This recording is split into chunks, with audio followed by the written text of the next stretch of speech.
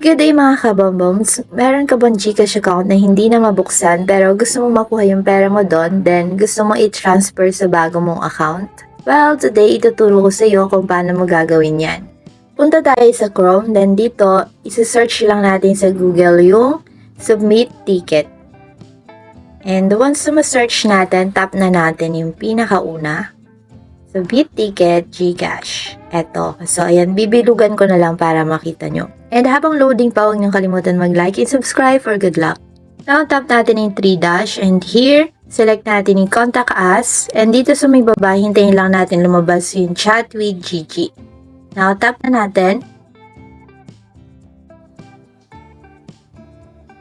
And here, hintayin lang natin yung greetings ni Gigi.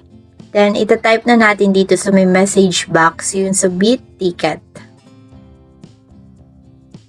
Para makapag-request na tayo ng Submit Ticket form. Then, send natin.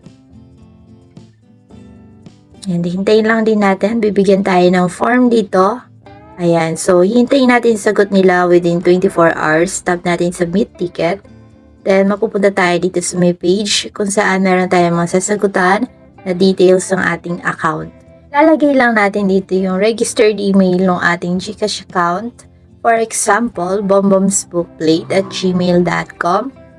Take note po, kailangan tama yung email na ilalagay nyo dahil dyan din sila magbibigay ng sagot.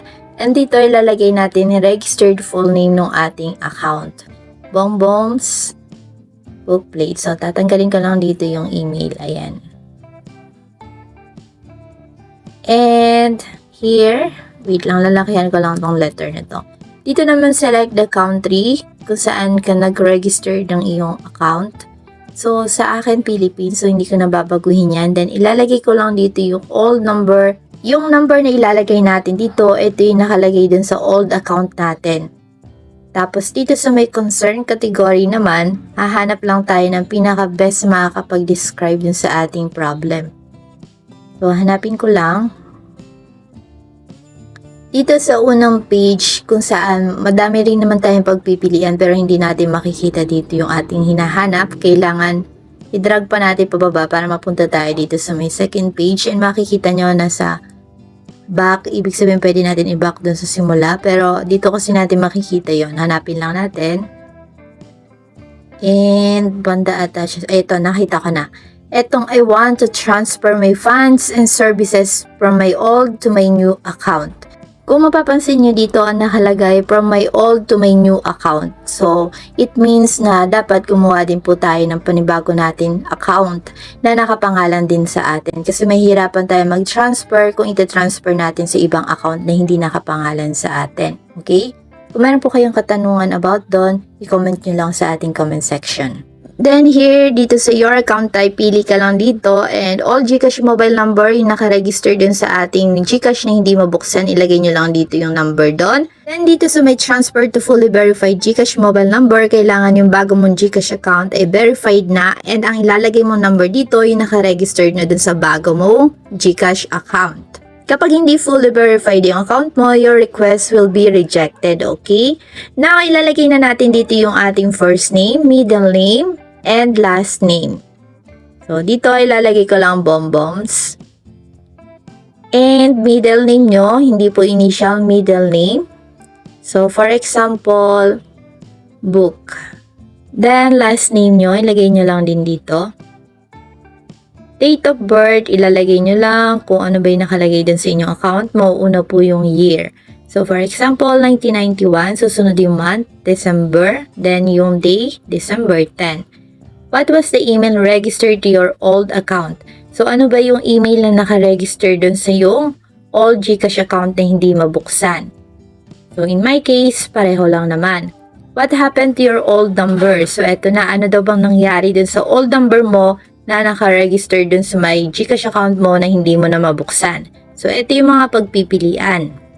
Nawala ba yung SIM card mo or nanakaw ba yung SIM card mo? Na-damage ba yung SIM? Or ayaw mo lang gamitin yung number mo na yon? Pero in my case, deactivated yung SIM ko due to failed SIM registration. So, kung pareho tayo, yan din po yung iselect nyo. magkano ba yung gusto mong i-transfer from old account mo to new account. So, mas maganda kung exact yung amount na naaalala nyo na meron yung account nyo dati. So, in my case, 10,000. And kung meron ka bang GCash Mastercard sa yung old account, ilagay mo dito yung last 4 digit. Pero kung wala naman, ilagay mo NA. And kung meron kang G-Insure policy number, input mo lang din dito. And kailangan tama din po yung mga sinasagot natin dito para hindi ma-reject. So, ayan, ilalagay ko. For example, 8878. Dito naman, do you have a subscription in GLife? Meron ditong pagpipilian. Kung meron, ilagay mo yes. Kung wala naman, no. And dito, tatanungin ka ni GCash, agree ka daw ba na i-transfer lahat ng balance ng iyong wallet? From GCash Card, G-Insure, G-Funds, G-Stocks, G-Crypto, GLife, G-Credit, from old account to your new number. I-tap po lang yung box para ma-check natin. And for my GSave account, I understand that I will have to contact directly the partner banks to request change in number. So, dito po explain ko lang about dito sa may GSave account. Sa GSave account mo, kailangan mong kontakin mismo yung partner banks mo dahil kailangan natin mag-request mismo sa kanila na palitan nila yung ating number. And ipapalit nga natin yung bago natin number na naka-registered na dito sa ating GCash account na bago. Okay, tap lang natin yung mga box. And syempre, wala din tayong choice. Pero yung old account natin, madidelete na yon kasama ng ating old mobile number. And ito yung mga madidelete, pati history na ating transaction. Yes, I agree. And here, kailangan natin mag-selfie kasama yung ating valid ID na nagpapakita ng ating details. So, kailangan malinaw po yung pagkakakuha natin. Take note po, importante po ito kung hindi pa po fully verified yung old account mo, yung hindi mo mabuksan, hindi pa siya fully verified, kakailanganin mo ng notarized affidavit. So, kailangan po natin magpagawa niyan for funds 1,000 and above. Pero kapag hindi ka lang naman fully verified, okay? And dito naman, magsasubmit din tayo ng valid government ID. So, ito yung mga example. And marami pa naman iba dyan, basta valid government ID. And dito, mag-a-add lang tayo ng additional information sa ating concern. So, pwede nyo na din copyin sa akin kung pareho lang naman tayo ng problema dito sa may GCash. Ayan. So, nilagay ko dito, I was unable to get a replacement SIM card. By the way, mga kabomboms, kung interesado pala kayo kung paano kumuha ng replacement SIM card na may parehong numero or number sa inyong old SIM, meron tayong tutorial niyan. Ilalagay ko na lang yung link sa may comment section. Mas madali kasi natin mariretrieve yung mga accounts natin kapag pareho lang yung numero natin sa old SIM natin. Dito naman sa add file, mag-upload lang tayo ng picture katulad ng nagtatry tayo mag-login tapos hindi na natin ma-open yung ating account dahil wala na nga tayong access dun sa ating old SIM.